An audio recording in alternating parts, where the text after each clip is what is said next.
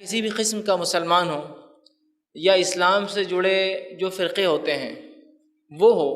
کسی کے نزدیک بھی نماز کے فرضیت میں کوئی اختلاف نہیں ہے۔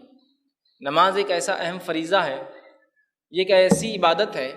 کہ اس کے فرض ہونے میں، اس کی فرضیت میں کسی کو انکار نہیں ہے۔ ٹھیک، ان لوگوں کو بھی انکار نہیں ہے جو اسلام سے فرقوں سے تعلق رکھتے ہیں، ان کا سیدھا اسلام سے تعلق نہیں۔ تو گویا آج کا میرا عنوان آپ کے سامنے جو میں رکھوں گا وہ ایک ایسی چیز پر مبنی ہے جس کی فرضیت میں کسی کو اختلاف نہیں ہے، اور اس کو چھوڑنا یا اس کا انکار کرنا اس شخص کے کافر ہونے میں بھی کسی کو اختلاف نہیں ہے۔ اس کو انکار کرنا کہ نماز فرض نہیں ہے یا اس کو چھوڑنا ایسے شخص کے بارے میں کہ وہ شخص کافر ہے، اس میں بھی کسی کو اختلاف نہیں ہے کہ جو شخص نماز چھوڑے، نماز نہ پڑھے، اس کا منکر ہو، وہ شخص کافر ہو جاتا ہے، یاد رکھیں۔ لیکن اتنی وعیدوں کے باوجود، اتنی باتیں سامنے آنے کے باوجود ہم دیکھتے ہیں ہم لوگ نمازوں کو بہت دھڑلے سے چھوڑتے ہیں۔ ہماری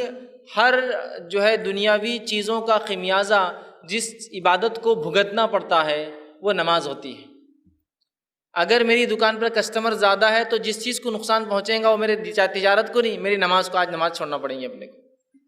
اگر میں کھیل کود میں لگا ہوں تو جس چیز کو خمیازہ بھگتنا پڑے گا میرے کھیل کود کا تو وہ نماز ہی ہو سکتی ہے۔ میرے کھیل میں تو کوئی کمی نہیں آ سکتی، اس میں تو کوئی چیلنج نہیں، کوئی سوال ہی نہیں۔ اگر میں تیار ہو کر کسی جگہ جاتا ہوں تو میں اس وجہ سے نماز نہیں پڑھتا ہوں اس لیے کہ وضو تھوڑی کر پاؤں گا۔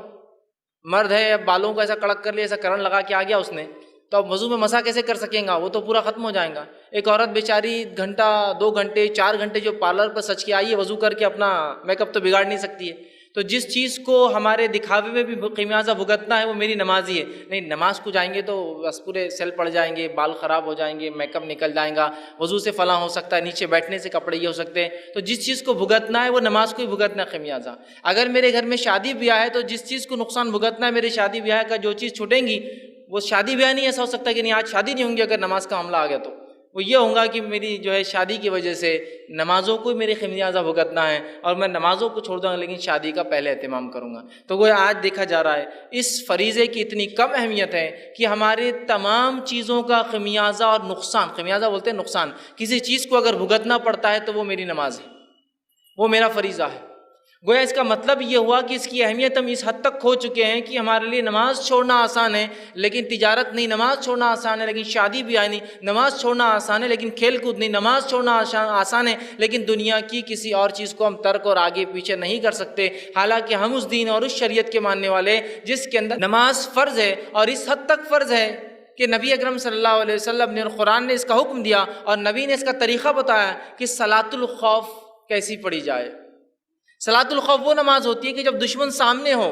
لڑائی کا معاملہ ہو، تو تب بھی اسلام سکھا رہا ہے نماز تو نہیں چھوڑی جا سکتی ہے۔ اس کا طریقہ سکھایا جا رہا ہے کہ ایک جماعت امام کے پیچھے کھڑے ہوں گی، وہ 2 رکعت پڑھیں گی اگر 4 والی نماز چل رہی تو، پھر وہ وہاں سے ہٹ جائیں گی، دوسری جماعت آ کے امام کے پیچھے مل جائیں گی، جب باقی کے 2 ان کے ساتھ پڑھیں گی، گویا آدھی جماعت کو 2 رکعت اور آدھے لوگوں کو 2 ملیں گی، امام کی 4 ہوں گی، باقی کے آ کے وہ مکمل کر لیں گے اپنی بات میں۔ تو گویا خوف میں بھی ہے، خوف مطلب جنگ کی حالت میں ہے، جان جانے کا معاملہ بھی ہے تو نماز پڑھی جا رہی ہے۔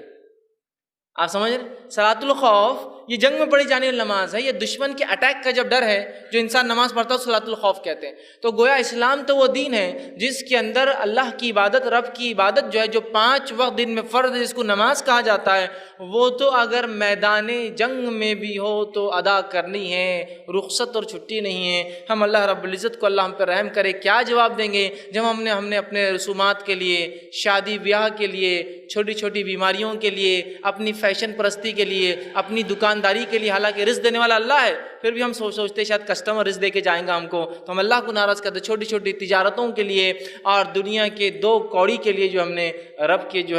ذکر کو، جو سب سے افضل تھا، جس کو فرض قرار دیا گیا، اس کو ہم نے ایک معمولی عمل سمجھ کے چھوڑ دیا۔ اس کا مطلب یہ ہوا کہ ہم لوگ نماز کی اہمیت کو نہیں سمجھتے ہیں۔